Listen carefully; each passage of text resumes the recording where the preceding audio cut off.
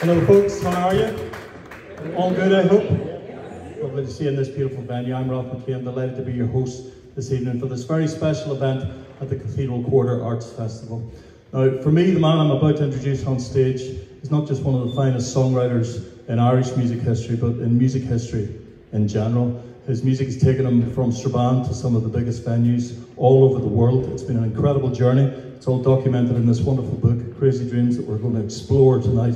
Please make him welcome. It's Paul Brady.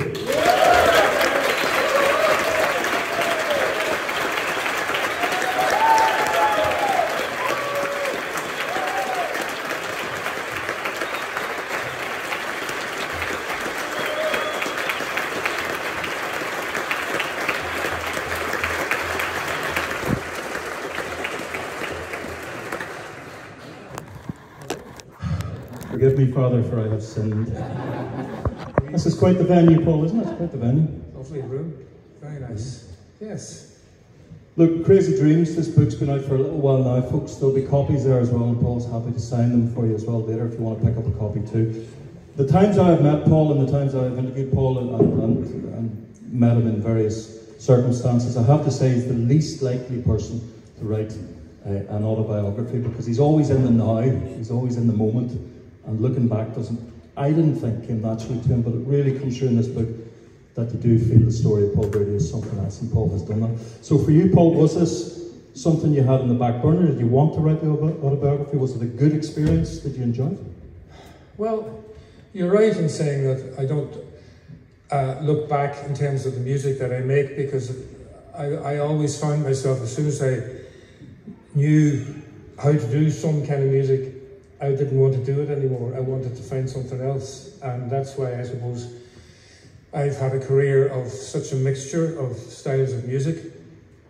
But when I look back for this book, a lot of what I went through, I remember very vividly. Not in terms of just of what they added up to, or where they led me, or what they meant, but there were always huge emotional shocks for me, good and sometimes bad too. And I never forget an emotional shock. And perhaps that's what allowed me to remember so much for the book. Yeah. What sort of time span were you talking then in terms of getting this together, and what kind of archive did you go back to, and how did you approach looking back in your own life and music? Well, I suppose I have to thank my mother for keeping a load of scrapbooks of stuff that I would have just forgotten about, you know. And over the last 4 or 5 years, I started raiding boxes in the attic and finding stuff that had been collected over the years, and I filed it all, and I knew how to approach it, or access it rather. And so I have to thank her a lot for keeping notice of all that stuff. You can uncover stuff you maybe don't want to go back over as well when you're going through an archive like that. And it can be tough to look back at maybe not just happy times, but there's always unhappy times in everybody's life as well. Well, you're uncovering that, you're digging it up again at times, aren't you? Well, it's funny because it's the unhappy things that you tend to remember most vividly. You tend to take for granted and forget about the really good things that happened. So I had to judge that all the time, you know. Yes, I mean, I've had a career of ups and downs, and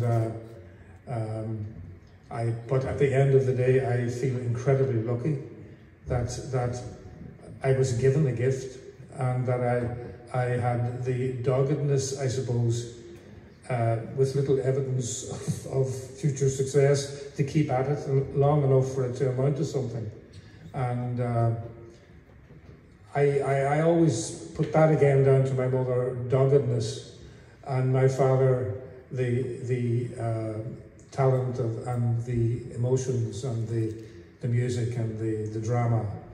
So it was a good mixture. Again, yeah, it is that mixture of both parents, really, isn't it, Paul? Growing up in Strabane then, and you've talked about this many times, but music was there. Both parents are school teachers, so there's a kind of discipline as well, but music's always there, isn't it? And through your dad in particular, there's a sense of performance too, isn't there? And your dad had quite a reputation as a performer. Yeah, well, both my parents were school teachers, and my father was trained in the Republic system and my mother in the North. So they wanted to marry, or they wanted to work after they were married, so they had to find a border town to live. So that's why we moved to Strabane. We didn't really have any antecedents in Strabane at all. It just was Strabane, Lifford, that's how it worked out. So yes, the house was full of music as I was growing up, and it was all kinds of music. You know, a lot of music from the 30s and 40s, from the big Hollywood movies, and a lot of, you know, the early 50s music, like, you know, Bing Crosby, Perry Como, Dean Martin, all that sort of stuff, Peggy Lee. I heard all that as a young child, and I also heard traditional music coming off the radio too, and I had an uncle, Bernard, who lived in Irvinstown, who played the fiddle, and anytime we visited them, the fiddle came out, and so that was all there too. And you know, there was a whole smorgasbord of music, and I took to it like a duck to water. I really did, and I never saw any point or need or reason to differentiate between one form of music and the other. It was just, there was good music and bad music. And what about the monologues your dad would have performed, Paul? Because anybody in this crowd today, I'm sure everybody has seen Paul performing. The way that you inhabit songs and the way that you live the stories that you're telling, a lot of that is in that tradition that your father was tapping into, wasn't it? Yeah. Kind of holding an audience, telling a story, those great monologues. Yes. Well, my father was primarily an actor, and maybe in another generation he might have been an actor. He sang, of course, he was musical, but when shortly after we moved to Strabane, he was involved in producing reviews and plays and acting in them in the local hall, and drama was his big thing. And he made a specialty of the one-man show, and so that meant, you know, doing what were called monologues, which was quite a common thing at the time. Like, it was many people who didn't sing and they were asked to go up and give a party piece, they would learn off a monologue like Dan McGrew or something, you know. But my father, I mean, you know, a lot of the monologues you'd hear would be sort of, you know, just put out there with just read. But my father took the whole thing. He acted every part in it, and he just destroyed a room, you know. I mean, people would be in tears, and people would be laughing at different times. Yes, and he would put on a tear, you know, and he'd look over at me and wink, you know. He was a classic actor like that, and so you're soaking all that up. So I'm soaking all that up, and I'm realizing that performance is as much about acting as it is about singing. And you know, and I always then, when I wanted to start to write songs, I wanted songs that had a dramatic content, that had a storyline and tensions within the song, and maybe a couple of characters speaking at different times in the song. And that came directly from my father, absolutely. And that's very much a part of how I perform now. And when you would have picked old pieces of the Arthur McBrides and these kind of pieces, that's the story, isn't it, that first speaks to you? It's well, I mean, characters and a real rich story. Yeah, I mean, Arthur McBride's a perfect example. Like, what a great story, and it's full of different characters. And, you know, I sing it and I play it, but I act it out as much as I sing it, you know. One of the things in the book, and the book is full of real insights to your life as a performer, Paul, as opposed to as a private person as well, but is this thing the Beast? You talk about the Beast, which is the kind of stage character. The Beast. Will the Beast turn up tonight? We don't know, folks. It may turn up, but it's something that you've always had, and perhaps that's back to your father as well. This channeling of something different when you're on stage. and you're in the midst of something, the beast has arrived. Really, well, yeah, you sort of get out of the way. You become inhabited by another persona or some sort of a spirit or ghost or something. I don't know, but when you're really hot on stage, you're actually not there at all. You're watching what you're doing. You're almost like out of body because something else is actually doing all this performance. The beast. The beast. And when the beast doesn't turn up,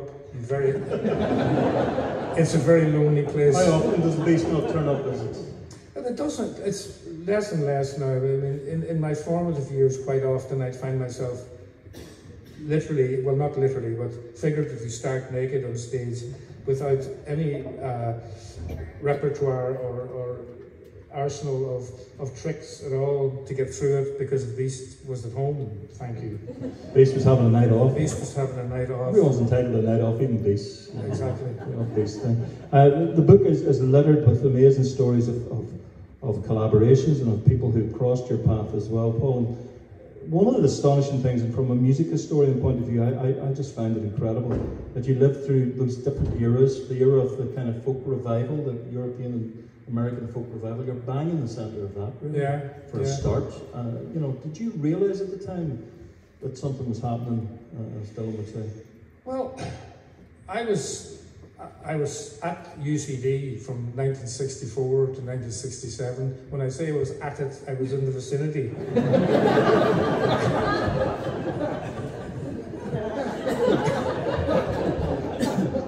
There's an interesting tension in the book as well, where you don't want to let your parents down, but you also have no interest in the academics. Yeah, I mean, I went to Dublin because I got 3 A levels, like, and everybody up here got a university scholarship, which was great.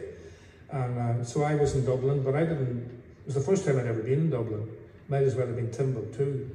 I mean, until I was 17, I think the furthest I was ever away from Strabane was Ballymote in Sligo, you know, 70 miles. Worst places to go. But anyway, excuse me, I'm just going to take my jacket off. It's quite warm here. Feeling the heat of the confessional booth here. How's that effect on people? This room. Yeah. So I was in Dublin, and I started off playing in rhythm and blues bands in Dublin. There was a big beat group explosion happened in the mid '60s, coming off the sort of the blues boom. It's the British blues boom. The British blues boom, yeah, all that. So I was in bands. I was singing cover versions of Otis Redding material, of Ike and Tina Turner material, Ray Charles, you know, Stevie Winwood, all those kind of songs I was covering. I was playing Hammond organ, or a sort of a Mickey Uppy Hammond organ in those days, and I was playing rhythm guitar. And I really wasn't into trad music at all at the time. I mean, I liked it, but I wasn't interested in it. And I was in a house in Rathmines, 2 bed sits, and I was with some boys from Derry upstairs, and down below there were a bunch of guys playing folk music, you know, songs about whaling and stuff like that, and a lot of diddly-eye going on, like, you know, and I hadn't much interest in that at the time. And then we started to play poker together, and we played all-night poker games, and so they invited me to come to see some folk clubs, and eventually that's how I got interested in traditional music. And it kind of totally blew me away. And for the whole decade then of the 70s, I hardly did anything else but traditional music. You mentioned earlier on, actually, at the start of this chat, Paul, you're saying, you know, when you get into something, you really get into it, and then when you're done with it, you're done with it in some ways. And so you threw yourself in, you know, totally, really, to the world of trad. Yeah, well, I made the album with Andy Irvine, and I made my own album in 1978, Welcome Here, Kind Stranger. But after that, I sort of felt that, you know, I felt I wanted to discover other stuff. You know, when I describe it as like you're this house, and you have all these rooms in this house, and you know there's a door down there somewhere that you haven't ever opened yet, you know, and you wake up one morning what's inside that room? And you open the door and suddenly you go, oh, I want to write a song. And then I started to write songs, and it was mainly influenced by Jerry Rafferty at the time, because he had just put out City to City, that album, and with the big hit Baker Street, and that made me realise that, Paul, you've had a great time in traditional music, but let's see if there's anything else you can do. And then so I started to try and write songs in 1978, 79, and 1980 I recorded a single version of Crazy Dreams, and then I did the Hard Station album, and the rest is just as it was. All these remarkable moments and these real landmarks within your career, Paul, as well, and also, you know, in terms of music history career as well. The book is full of them. You're going to read a little bit for us. In the first one, you mentioned the blues boom and Clapton being just one of the many characters within that British blues boom who has crossed the path of Paul. So Paul's going to read bits and pieces from the book, starting with a bit of Clapton, I think. Yeah. March 1983, I get a phone call from my then agent, Paul Charles.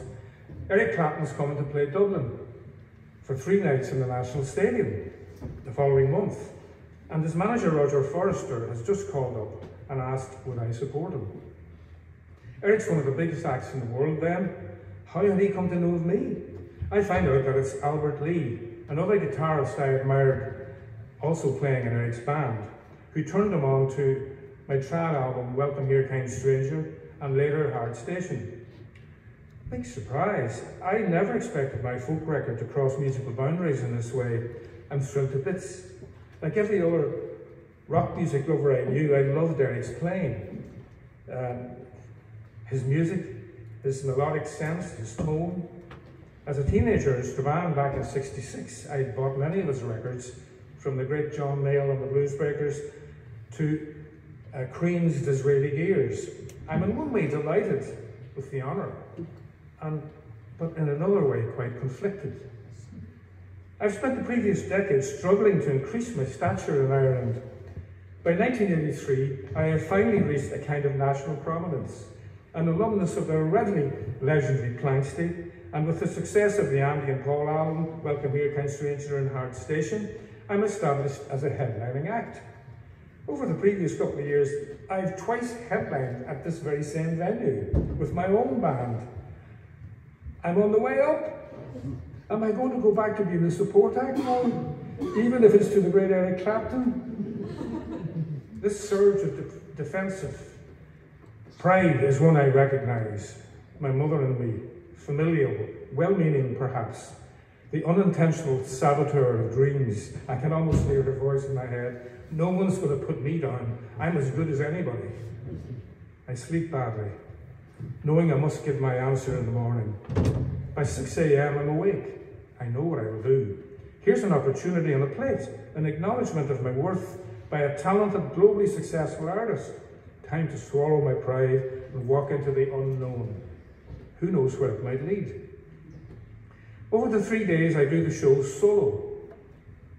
I enjoy it. Once on stage, all the previous angst disappears and instinct takes over. The audience response is warm and enthusiastic, and well looked after by Eric's crew. After the shows, we repair to Barberstown, a castle in Kildare, jointly owned by Eric and his manager Roger. Mad nights with many of the locals continue till the early hours. There's a piano.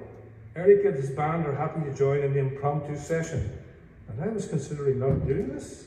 The fun is only starting. The morning after the Dublin gigs, the 17th of April, Roger says they'd like me to continue opening the show on Eric's European tour. It's a fantastic opportunity, but it means I only have a couple of days to prepare for it, as the next gig is in Bremen, Germany, just 3 days later. Again, it means being away from home for weeks, which is going to be hard on Mary and kids, but it has to be done. The great thing about being a solo artist on a tour is that I'm looked after as one of the family. Normally a support band has its own crew and transport and has to make its own arrangements regarding travel and accommodation. But my deal is that in addition to a nice gig fee, Eric's party will look after my hotel and I'll travel with his band. It's just one extra hotel room and one seat on the tour bus. Easy. Eric's minder Alfie takes me under his wing and makes me feel at home. Even better, on several occasions where the distance between shows is large and there is a day off, Eric rents a Learjet for the band members, and I'm invited aboard. I'm included in all the communal meals on tour. I stay in the same class of hotel as the band.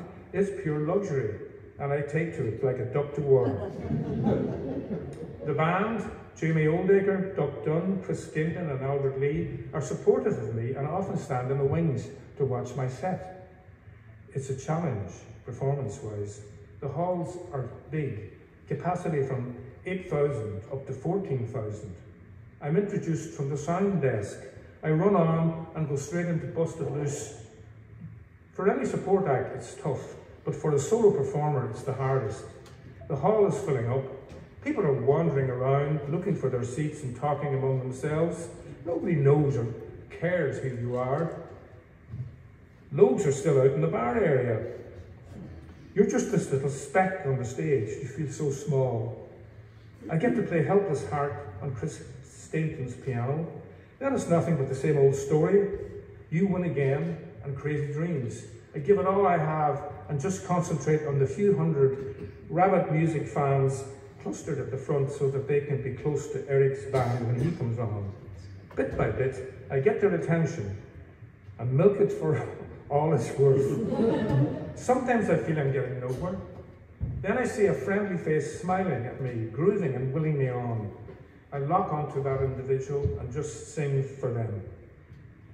It's a strange thing. Years later, I'll meet people on my own tours who'll say the first time they ever saw me was that night opening for Eric Clapton. And this was when they became fans of me.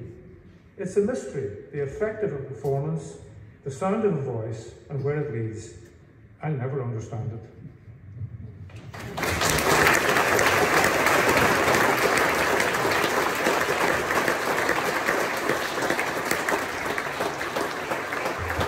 Tell you what, Paul, I think you made the right decision taking that tour support. Oh yeah.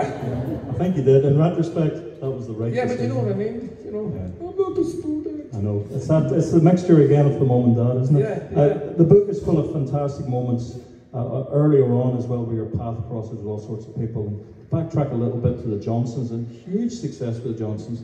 And you know, there are great pictures, great posters in this book as well, where you'll see the Johnsons, blah blah blah, whatever. And a special guest appearance, Joni Mitchell. You know, or it'll be my favourite one is there's one at the Royal Albert Hall charity gig. Yeah. Joseph Locke is headlining.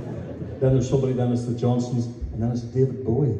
So Bowie's below the Johnsons. You had a bit of a chat with him, didn't you? Yeah. Not many were talking to him at that time. He hadn't quite kicked in, but you had a brief chat with him. He was totally ignored by the audience that night. He came on and sang Space Oddity, and just no one was listening. And about 2 weeks later, it became a massive hit. And so we saw him before it happened. The Johnson story, I think, is incredible. And in the book, you deal with the fun of that brand. You're only a kid when this is really happening, Paul. So the fun of a band taking off and having success, and you know, America's a bit interested in everything sort of happening. But then it falls apart, and that's where you get a bit darker in the book as well, where you're not sure what to do, not sure what is going to happen. And then, you know, I mentioned this being very on showbiz book, if you like, but there is one moment, if you were making this into a movie, where anybody who was looking through the script would say, take that out, because that could never happen. It's the letter that you get when you're at an absolute low to get you back in the plank state. It sounds made up, it sounds unlikely, it's absolutely true. It is true. Explain the sheer madness of that, because you're at an absolute low, and then suddenly the postman delivers. I had been stuck in America for a couple of years, and the group, the Johnsons, had started to implode. We weren't making any more progress in the pop world there, because there was various other things. It was the time of the first big energy crisis, when oil went through the roof, and therefore record companies couldn't afford to buy vinyl anymore. So not only were no acts being signed, but even acts on a roster of a label were being dropped, you know. So it was very bad timing for the Johnsons trying to break America. So one thing led to another, and eventually things just fell apart. And you know, it's a very difficult. It was a very difficult time. It was probably the most difficult time in my life. And I was stuck in New York, and I'd run out of my visa time, and I was afraid that I'd never get back into America and all this kind of stuff. And eventually I was sitting in this apartment in Queens, and this letter appeared, and it was from my dear friend, the late Liam O'Flynn, saying that Christy Moore was leaving Planksty, and we all would love you to come and join the group. So people wouldn't believe it, it just sounds made up. It just sounds so it was like a gift out of the blue. I mean, that happened to me all the time in my career. I was down, and suddenly I'm lifted up. I mean, in the first place, the fact that I joined the Johnsons was I was picked from complete obscurity as a floor singer, and then I suddenly found myself in this band that had just had a #1 hit in Ireland with the song of the Travelling People. So it was up and down all the time with me. So this wasn't, again, an opportunity for me to be successful. And Planksty lasted, at least the Mark version that I was in, lasted for 1.5 years. And that was good. Another key part of the story, though, isn't it, as well? And just before that, as well, there's a great line, I'm paraphrasing it from the book, but there's a great line where you're playing a little gig to kind of get your toe back in the water, if you like, and there's minimal reaction, and you say a line something along the lines of, nobody there knew who I was. In fact, I didn't know who I was. Yeah. And there is a bit of that, isn't there? The identity hasn't quite connected. No, I mean, I didn't know who I was at all in my 20s. I just blundered through it instinctively, and I didn't really start to learn who I was until I was married and had kids, and when you're dragged screaming to discover who you are. The Planksty time might have been brief, but it was a great bridge, wasn't it, to where you would go and where you would take things. Even we think Pontchartrain, we think like Pontchartrain, that's from Christy, you got that. So, yeah. You're moving on into a different world. As you say, you really threw yourself into that world. That whole decade is you exploring a new avenue, isn't it? Yeah, well, I mean, I was touring solo. I mean, Andy and I stopped touring together around about 77, 78, because he wanted to tour a lot more than I did, and we remained very good friends and played together quite a bit when we were together. But he wanted to tour more than me, so I started to play solo shows, and that's where I began to develop myself as a performer. When the record industry then come calling in a very mainstream way, that's not an enjoyable experience for you. The book has the rougher side of the record industry and what a record industry machine can do to an artist, and it pulls you about a fair bit, doesn't it? Well, I just never wanted to be a pop star. And I mean, the problem is if you're with a major record label, that's all they want you to be, is a pop star. And no matter what they say, that's all they want you to be. It's all about units. It's about units, it's about daytime radio, it's all that kind of stuff. And I just found myself finding it very difficult to fit into that whole world. And I went through 3 or 4 different record labels in the 80s and early 90s, and never was happy. I mean, I wrote a lot of music, and there's great records in there, but I really enjoyed the music I was making, but I knew that the music I was making wasn't keeping certain people very happy, because it wasn't, I don't know, immediate enough, obvious enough, I don't know, You're very self-deprecating about the writing side of things, Paul, and it takes you a while, doesn't it, to feel confident that that you would call yourself a writer, because although you're writing earlier on, you don't have a lot of time for it at the time. Well, I started writing songs in the 1970 when I was with the Johnsons. We went through a kind of a contemporary music phase. In fact, we were a schizophrenic band. We actually were the only band I know in the world that put out 2 albums on the one day. One was a hardcore trad album called The Barleycorn, and the other was an album of covers of Jacques Brel, Gordon Lightfoot, Ewan MacColl, a whole Joni Mitchell, a a whole bunch of contemporary songs called Give a Damn. So those two records came out on the same day, which kind of says something. It's unlikely to succeed when you're doing that. Which one sold better? I presume the covers? The covers one, I think, did, yeah. Sold slightly better. But as a writer, can you remember the point where you thought, no, I think I've stepped into something better here and I can actually... Yeah, it was the late 70s, 1979. I kind of stopped touring as a solo folk act and went down the mine to see what there was. And I came up with a bunch of songs that eventually became the Record Hard Station in 1981. And from then on, I kind of felt I was a songwriter, and that's all I wanted to do. And I wanted to explore about all the musical styles I'd loved in my life and try and amalgamate them into something that was recognisably me. And that's what I tried to do. And when people talk of, people covering your songs and Paul writing songs for these artists, you're writing songs for yourself, really, aren't you? Yeah, I mean, if they cover them, if they do them, that's lovely. But you write a song, it's for Paul. Yeah, Brady, isn't it? I've probably had, I don't know, 150 covers, and the only one song I ever wrote to commission, the artist didn't record it. We're all friends here, Paul. Can you name names? Yeah, it was Aerosmith. The song on you wrote Love in an Elevator? I'd never knew. No. I wrote a song called Try Me One More Time with Mark Hudson, who was Aerosmith's producer. And in fact, it's on an album of mine. It's the last track on Oh What a World, I think, is the album. And but for one reason or another, they didn't cut it. Well, with your success rate and the amount of people cutting your songs and people taking your songs and loving them and adapting them, it must have been a bit of a smack in the face for somebody to say no. I didn't actually. I just thought, how stupid of them. See, it's that, I mentioned self-deprecating, but you're also strong in your own identity too, aren't you? And always helping. Is that your mum now? Is that your mum coming through the... Well, I'm good enough for this, I can do this. Yeah, I've always felt that I was good enough, but at the same time I felt nobody's going to get it. But they did, over time they did. And some of those amazing artists, you're going to read a bit more for us, I think, Paul, aren't you, from the book?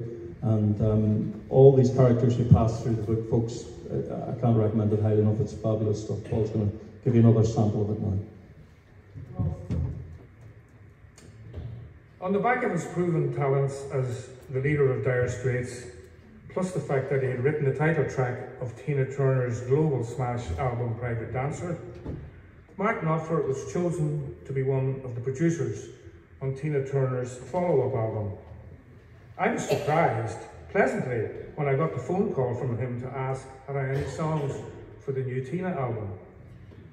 I was in London at the time, in early '86, staying with my friends Peter and Liz Pym in Shepherd's Bush, when the call came. The story was that Tina was in town. The time to throw my hat into the ring was right now, this morning.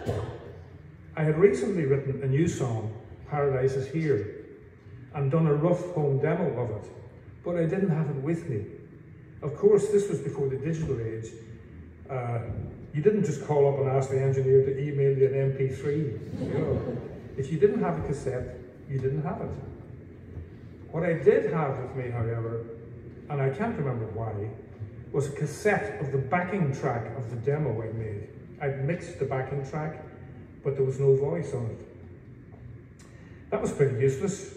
I thought about it for a minute and knew what I needed to do. It was mid-morning on a bright sunny day. The Pym house was empty except for me.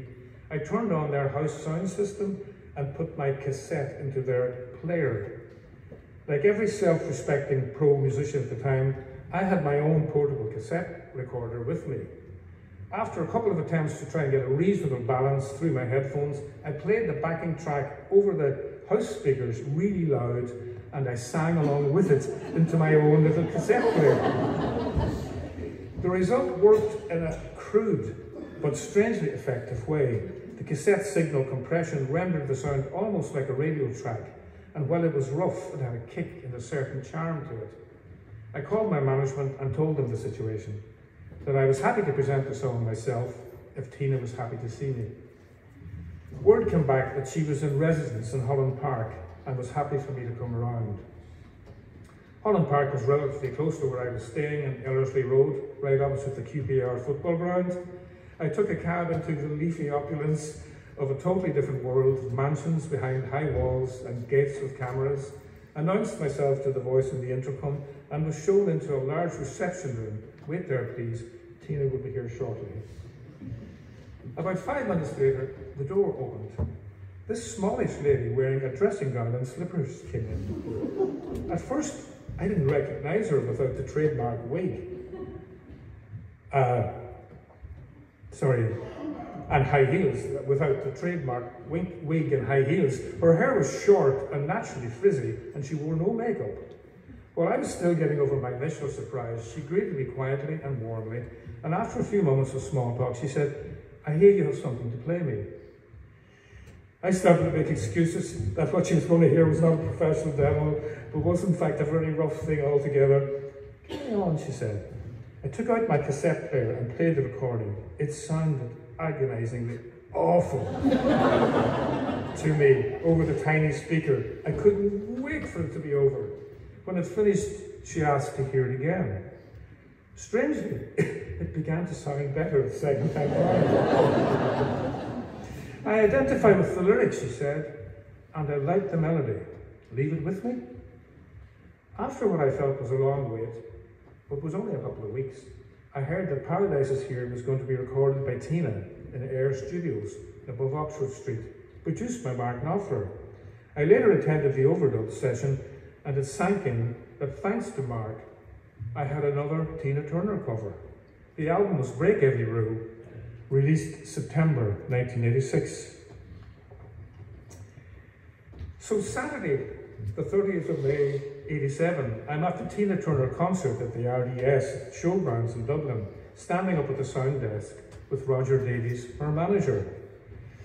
Already I've had the success of my song Steel Claw on her big comeback album of 83, Private Dancer, and she's just covered this other song of mine, Paradise Is Here, on her current record. So I'm kind of automatically extended an invite to the gig.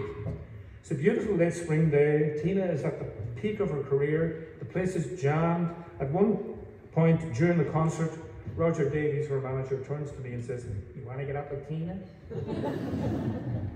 Total surprise. I know she's singing Paradise in her set. That's what he must be talking about. I'm freaked at the suggestion. This is off the cuff. There's been no rehearsal, and I'm sure Tina knows nothing about it. Plus, I'm off for the day, expecting to relax and enjoy myself, slightly high as I sometimes got at gigs to get into the music. Will she be okay with this? No problem, Roger says. Let's get up there. So we get down from the sound desk and make our way slowly through the crowd. People start to recognize me, and I'm being pulled here and there by punters wanting to say hello. Thankfully, it's before the upsurge of the selfie. Tina's on the last verse of Let's Stay Together. She looks nothing like the petite woman I saw in her dressing gown and slippers in Holland Park. Now in 9-inch heels, extravagant wig and bodycon dress, she's in full command of the stage, a goddess whose party I'm about to get crash. Too late to stop now. The song ends. Tina catches sight of Roger stage side. He points at me and does a holding the mic gesture. Next song on the list is Paradise, my song. She kind of looks slightly confused. None of this has been planned. I feel a push on my back, and I'm out there walking. Instinct takes over. By now the crowd sees the dynamic has changed and begin to notice me. First cheers that become a roar. One of our own out there was Tina, you know. I'm there beside her, and she's definitely panicky, but already gathering herself. She doesn't know me that well. Last time I saw her was in her living room, playing my crappy demo. Now we're standing in front of 30,000 people, all waiting for the duet of a lifetime. We've never performed together. The band is bemused. What are we going to do? I hear her say. Quick as a flash, I go, you take the first verse, I'll take the second verse, and we both sing the chorus. Already the band has started the intro. I feel an adrenaline rush and I know this is going to be great. It is. Off it goes. We're singing our hearts out. The band is into it. She relaxes when I start to sing. She has her arm around my shoulder in the choruses and the crowd is loving it. I'm in heaven. A totally surreal moment in what to me right then seems like a totally surreal career. Later I'm talking to an English music biz ligger backstage and he says, "Hey man, when that roar went up, we fucking thought it was Bruce fucking Springsteen or something." Nothing like an Irish crowd digging one of our own.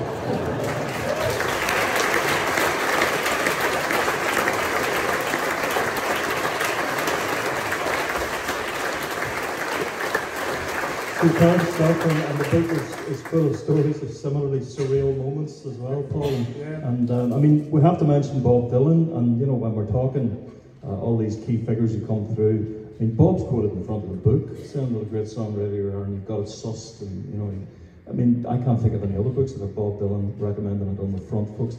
And you actually got to kind of have a moment with Bob as well, didn't you? Around Pontchartrain, around Luke's Pontchartrain, wasn't it? Yeah, I met him a couple of times around that. He put out a big box set album in the mid-80s called Biograph, and he had a big booklet inside it, and he name-checked me, totally surprised, in the book. Nice surprise, I would say. Yeah, along with Lou Reed, David Allen Coe, Tom Waits, Leonard Cohen, oh, yeah. Leonard Cohen. Yeah, sorry. So yeah, I met him, and he had discovered my music through the album I made with Andy, and through my trial album Welcome Here, Kind Stranger. It was only later that he realised I was a songwriter as well.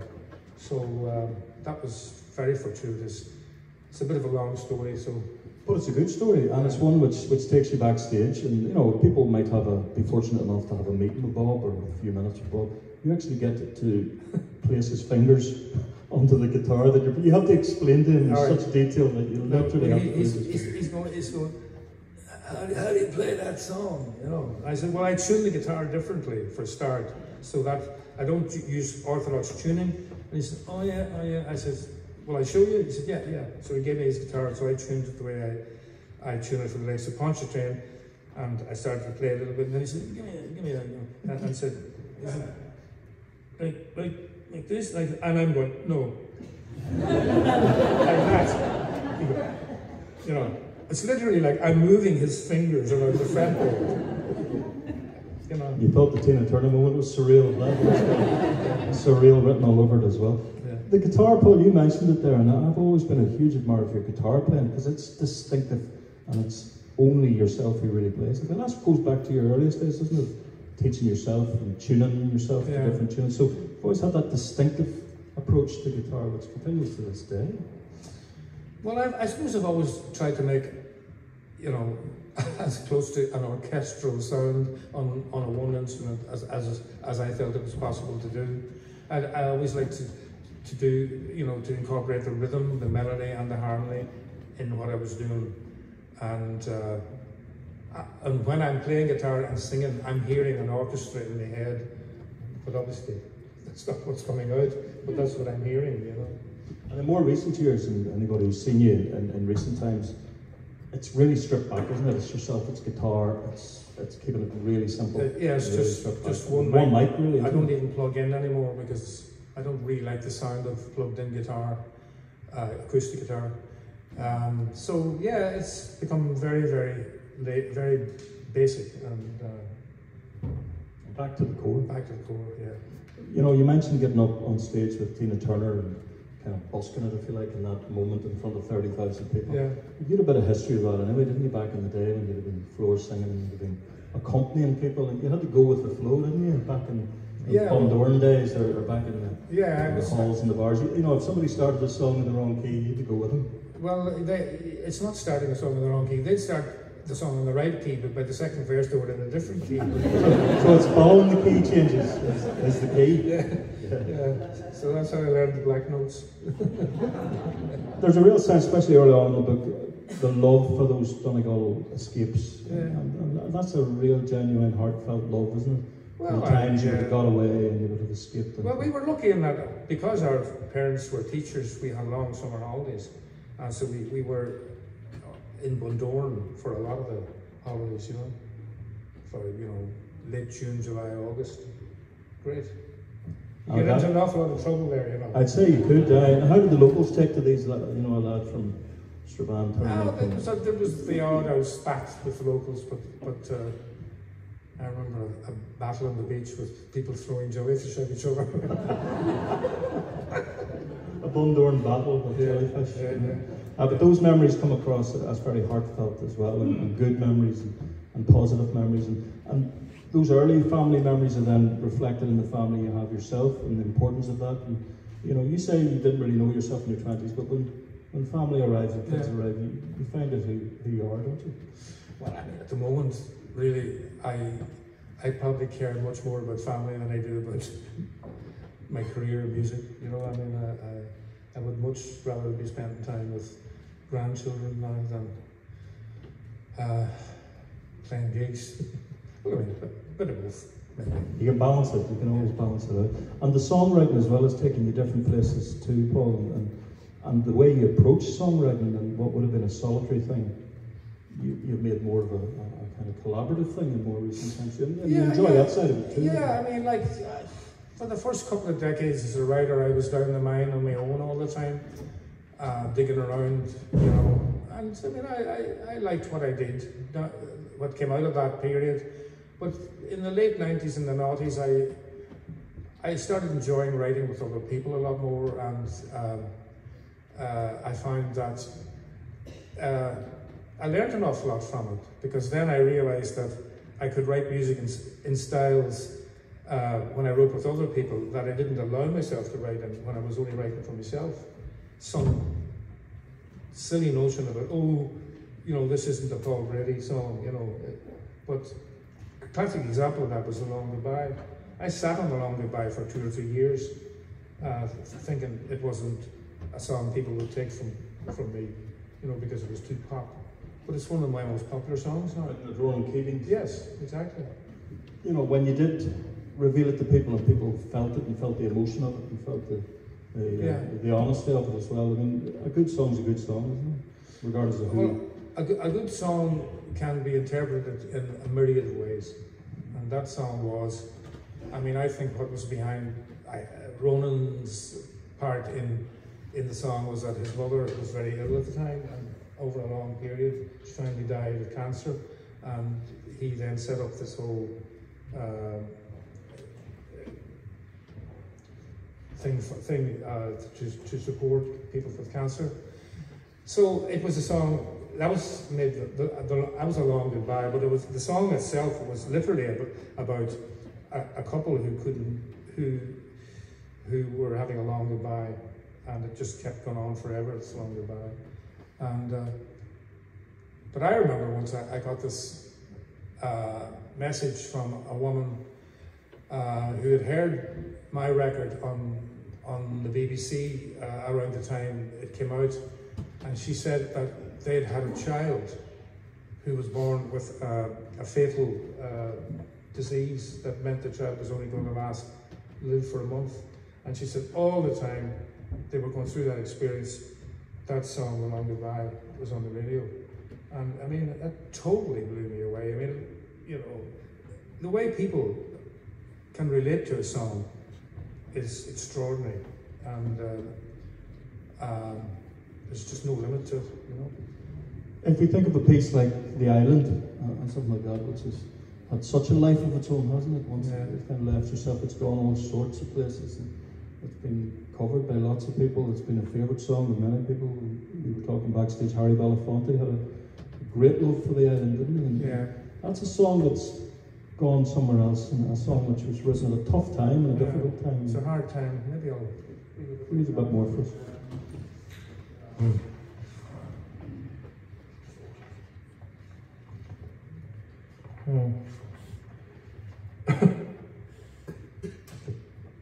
me see. Sorry, here we go. The island had been germinating in me since the May's hunger strikes back in '81. By then, the situation in the north had deteriorated further.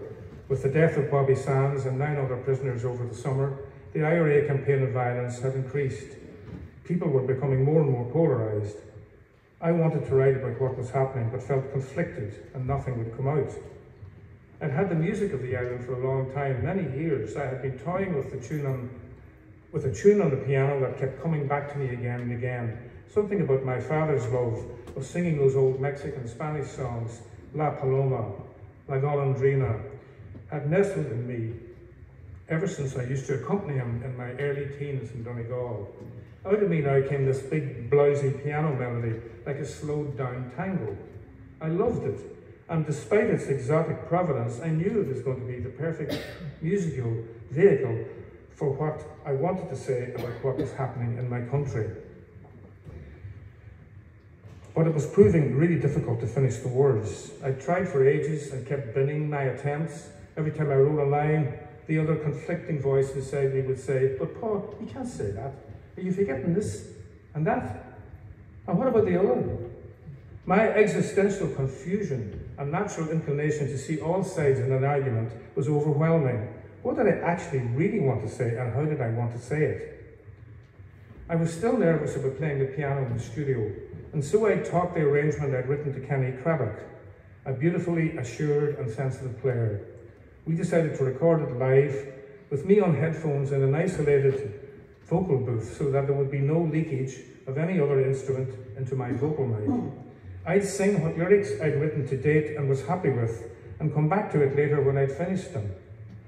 We went at it, and as I heard Kenny's beautiful rendition developing in my headphones, I was overcome with an emotion so strong, I almost couldn't sing.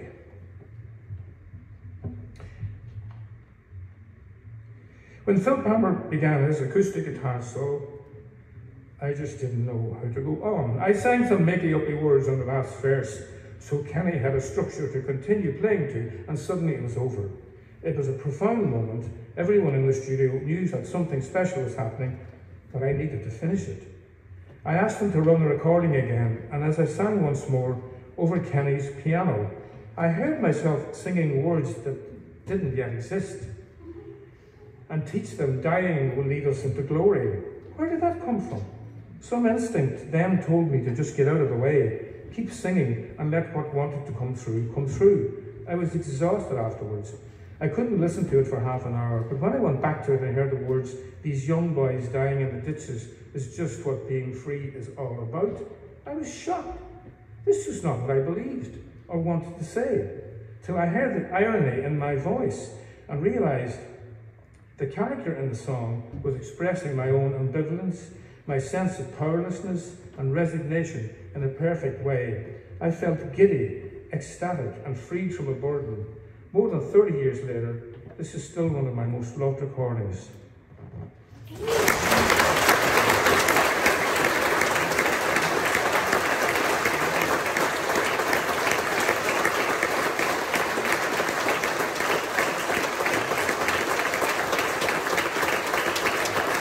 Beautiful work, Paul. Thank you. There's a piece that still has a huge emotional punch as well for yourself and for so many people who've heard it and fallen in love with it or taken their own story behind it. It fascinates me as a non-songwriter to think of this magic thing of channeling, of you getting out of the way, I think was the line. Yeah. Something's coming through. It's a higher power thing, really, isn't it? Yeah, but only if you believe. Well, we're in the right spot tonight. You can't believe in a place like this, you know. It's that channeling it and letting it come through and letting the story almost tell itself in a way. What do you look for in a song, Paul, to this day? I mean, over all these years and you know, all these decades of amazing songs, what do you look for when you're putting it together? Is it melody first? Is it story? We talked about the story. I don't know. I hate when I'm asked to do songwriting workshops, because I don't know how to write a song. I just don't know how to do it. Every time I approach a song, it's a different starting point. It could be a tune I'm playing on the piano one morning, and suddenly I realised, Christ, there was some lyrics I left in a drawer 2 years ago and I go and I dig them out and, hey, you know, it's magic. It is a magic thing, isn't it? And the healing power of music's magic, and what it can do for people is magic, and we've seen it through those songs and what they mean to so many people here tonight as well. It's almost something you shouldn't analyse, isn't it? It's something that's out there that's just a healing force. Talking about music is like dancing about architecture. Frank Zappa, wasn't it? Something like that. It was Frank Zappa said that, and very true it is as well. But what's your proudest achievement? When you do a book like this, Paul, you get to look right back. You go right back to childhood and tough times and good times, and everybody's life has them. When you finish this, what were you proudest of? What were you like able to put down as your... I'm not a proudest sort of person. People ask me what's my favourite this, favourite that. I have no favourites. What my favourite today is different tomorrow. It's like being asked which of your kids is your favourite, you know. No, I'm lucky, I'm so lucky that I got given all that stuff. I already worked for it, but I got given it at the same time, you know. All those songs. An amazing body of work it is, folks, and I heartily recommend to check this book out. Paul will sign the books at the end, won't you, Paul? Available out the front, and then be signing them up here at the end. We have a couple of minutes at the end. I think if anybody would like to ask any questions to Paul, this is a great opportunity to have the man himself here. Stick your hand up, and I will pass my mic on here. If anybody brave enough to the first question. Brilliant. Throw it back to me now, because I do need it. I don't know that it's a question, but it's a comment, and you can comment back. Theo Katzman and yourself played the Ulster Hall. Can you hear me, Paul? Can you hear me? Yeah. And there was one, The Lakes of Pontchartrain, wouldn't be a favourite of mine, I'm sorry. I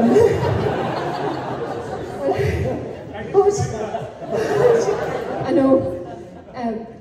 But you alternated the verses, and at one stage the drummer started to sing.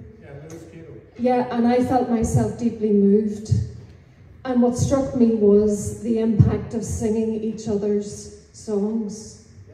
And it gave me a strapline for the kind of work that I do. But I wonder what the impact, it's such a broad question, but what the impact has been on you of singing others' songs, because you go into Scottish traditional music, you've gone into different genres as well, but you've gone into different belief systems too. What has been the impact on you? I don't really, it sounds like a cop-out, but I'm not aware of impact of stuff that I do on, you know, I'm just not aware. I don't think in those terms at all. I'm a blurter. I blurt and move on. Fine blurting it is. Any other questions? Show your hands, it's your chance. Go on the back here. You're getting your money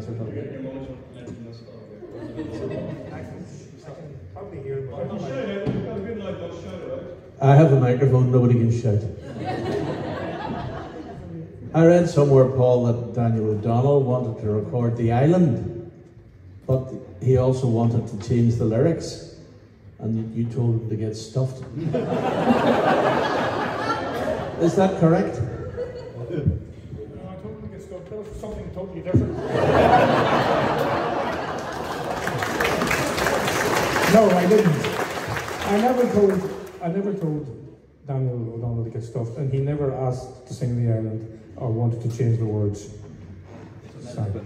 Some other people wanted to change the words of songs of mine, and in some instances it made sense from their point of view, but I'm fussy about words, you know.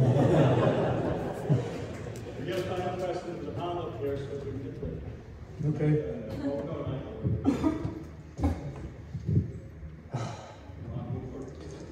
Paul, I just wanted to, so sorry about that.